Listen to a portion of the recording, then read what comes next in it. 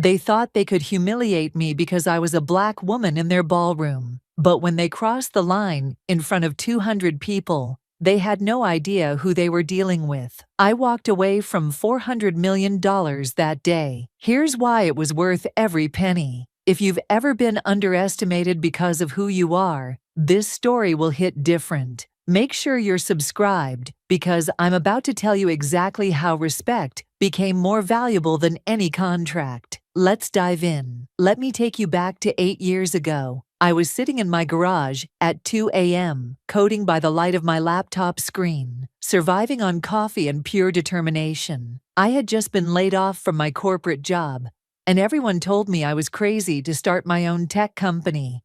But I had a vision for something bigger than myself. That vision became Tech Vision Solutions. We specialized in AI-powered business automation.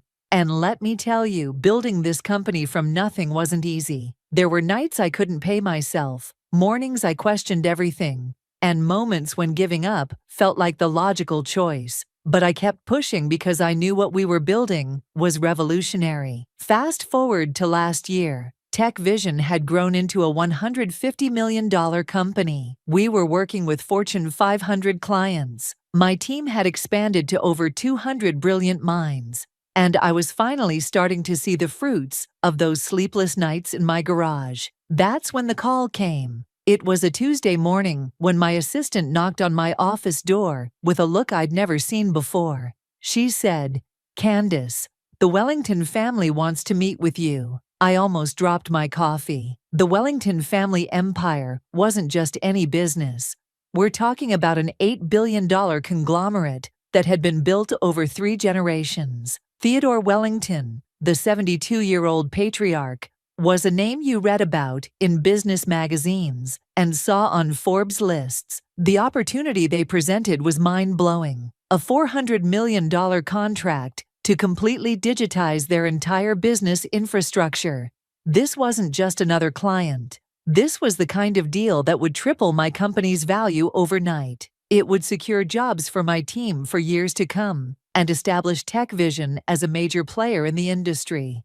But from the very first meeting, something felt off. They insisted we meet at their private estate instead of their corporate offices. When I walked into that mansion, the way their eyes followed me, the way conversations stopped when I entered a room, I felt like I was being studied rather than respected. Theodore's sons, Bradley and Harrison, were supposed to be my main contacts, both men in their 40s who had inherited their positions and wore their privilege like expensive cologne. During our initial discussions, they had this habit of speaking to my assistant instead of directly to me. When I'd present technical solutions, Bradley would interrupt with questions like, "Are you sure you understand the complexity of what we do here?" As if I hadn't spent the last 8 years building exactly this type of system. I should have trusted my gut right then. But the numbers were too tempting. My CFO kept reminding me about the expansion plans we'd put on hold, the innovative projects we could finally fund,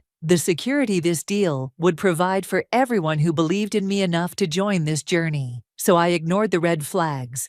I pushed down the uncomfortable feeling in my stomach every time Harrison would explain my own technology back to me in meetings, as if I needed his interpretation to understand what I had created. I convinced myself that once they saw our work, once they understood what we were capable of, the respect would follow. The months of preparation were intense. My team worked around the clock developing a presentation that would showcase not just what we could do, but who we were as a company. We created interactive demonstrations, detailed implementation timelines, and cost projections that would save them millions while revolutionizing their operations. Then came the night that changed everything, the Wellington family's annual charity gala. This wasn't just any event. It was the kind of gathering where billionaires, politicians, and celebrities mingled under crystal chandeliers. The guest list read like a who's who of American power and influence. I was told this would be where we'd publicly announce our partnership, where the deal would be celebrated in front of 200 of the most influential people in the country. I spent weeks preparing for this moment, I had my speech memorized, my presentation polished, and I genuinely believed this night would mark the beginning of a new chapter for Tech Vision. The national media was there, business reporters were circulating, and I felt like I was finally going to get the recognition our company deserved. Walking into that ballroom was like stepping into a different world. The opulence was overwhelming. Marble floors, gold-trimmed walls, and enough flowers to fill a small garden. Women in designer gowns, worth more than most people's cars, glided past servers, carrying champagne that probably cost more per bottle than my first computer. But something was wrong from the moment I arrived. As I moved through the crowd, people kept mistaking me for the catering staff, not once, not twice, but repeatedly. Guests would hand me their empty glasses or ask me to bring them appetizers. When I politely corrected them, explaining who I was, the looks on their faces ranged from embarrassment to barely concealed skepticism. Theodore finally introduced me to the crowd, but not the way I expected. Instead of presenting me as the CEO of a groundbreaking tech company, he called me their diversity candidate and spoke about me like I was some kind of charity project they were supporting. The way he phrased it made it sound like they were doing me a favor rather than entering into a mutually beneficial business partnership. That's when Bradley stepped up to the microphone and said something I'll never forget. He loudly announced, "Don't worry, folks. She's not here to serve drinks. This is our little tech project. We're teaching her how real business works." The laughter that followed wasn't the warm, inclusive kind. It was the kind that makes you realize you're not part of the joke. You are the joke. But it got worse. When it came time for my presentation, suddenly there were technical difficulties with the microphone. As I tried to speak about the revolutionary systems we'd developed, Harrison kept making jokes about needing to dumb it down for the audience. Every time I tried to explain a complex concept, one of them would interrupt to translate what I was saying, as if my words needed their interpretation to be understood. The breaking point came when Theodore took the microphone back and delivered what he probably thought was a compliment. He called me an inspiring example of urban entrepreneurship and went on about how programs that help people like me were so important for society. The condescension was so thick you could cut it with a knife. That's when Bradley decided to stage what he called a spontaneous Q&A session. The questions weren't about our technology or our capabilities. They were designed to humiliate me. Someone asked if I had really built this company myself, or if I'd had help from diversity programs. Another guest wondered aloud how someone with my background had learned to understand such complex technology. The worst part, Harrison's wife made comments about my dress being so bold and colorful, speaking about me like I wasn't standing right there. Every word, every look, every gesture was calculated to make me feel small, to remind me that in their world, I didn't belong. As I stood there, trying to maintain my composure, while cameras flashed and people whispered, I had a moment of devastating clarity. This wasn't about business. This had never been about business. I was their diversity trophy, their publicity stunt, their way of appearing progressive while maintaining their sense of superiority. That's when my phone buzzed with a text from my lawyer. "I've been reviewing the contract details. You asked me to double-check. There's a clause buried in Section 47 that gives them majority control of your company's operations. Call me immediately." Everything clicked into place. The months of subtle disrespect, the insistence on meeting at their estate, the way they'd positioned this announcement, it was all part of a carefully orchestrated plan.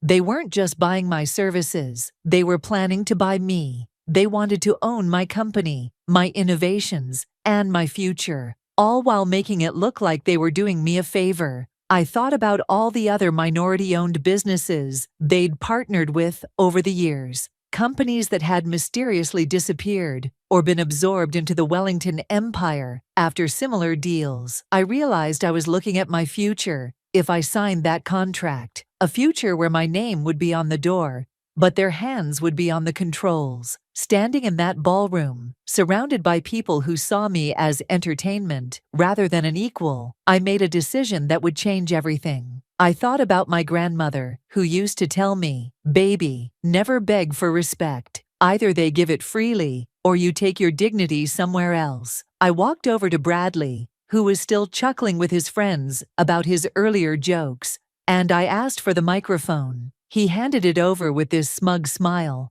probably expecting me to thank them for their generosity. Instead, I started speaking, and my voice was steady and clear. "Ladies and gentlemen, I want to thank the Wellington family for this truly educational evening. I've learned so much about your values, your character, and your business practices." The room went quiet. You could feel the energy shift as people realized this wasn't going to be the grateful acceptance speech they expected. "I've discovered that the Wellington family has a fascinating pattern with their minority partners," I continued. "Over the past decade, they've entered into partnerships with 7 Black and Latino-owned businesses.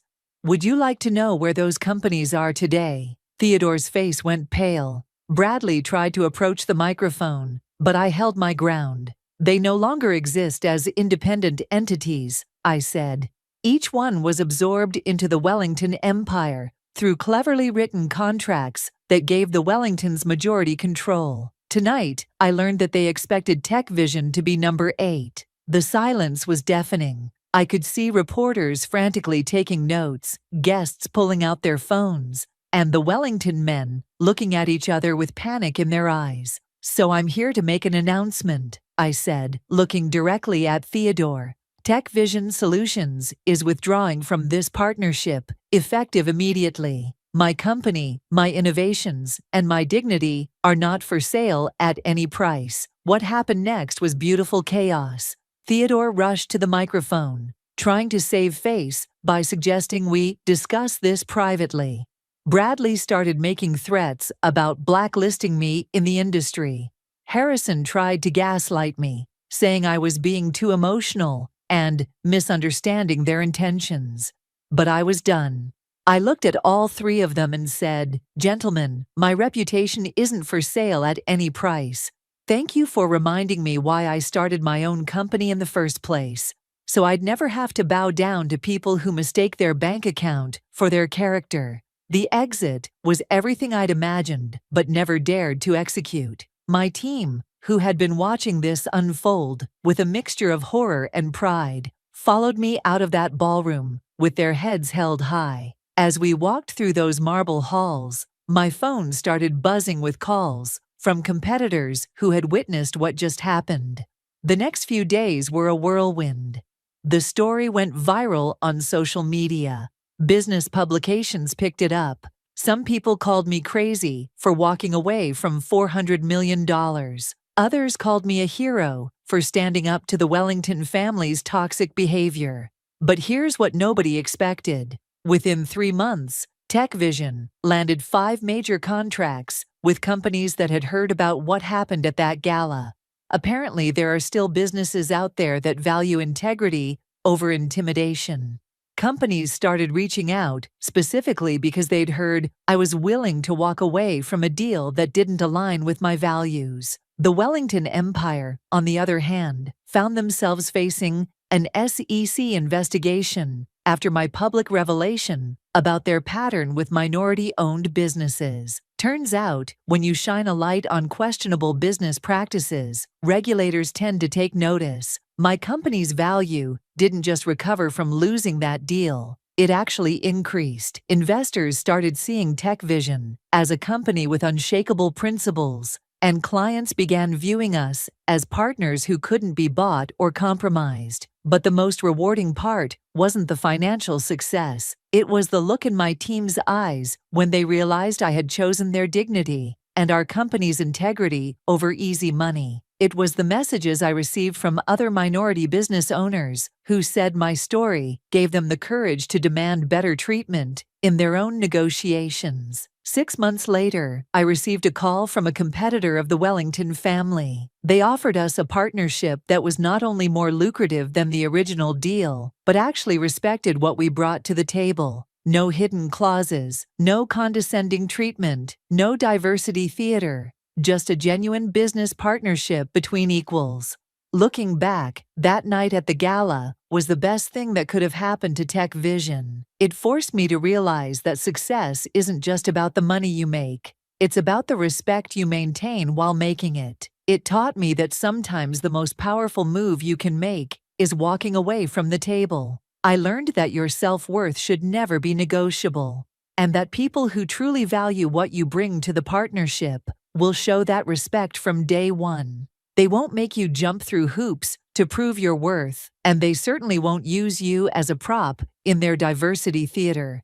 The Wellington family thought they could humiliate me into submission, that my hunger for success would make me swallow their disrespect. They calculated that a Black woman building a business would be so grateful for their attention that I'd accept any treatment they dished out. They were wrong. Sometimes the most powerful move is walking away from the table. If this story inspired you to know your worth, hit that like button and share it with someone who needs to hear this message. And remember, subscribe, because I've got more stories about turning rejection into redirection. Your worth isn't negotiable, and neither should your respect be. See you in the next one.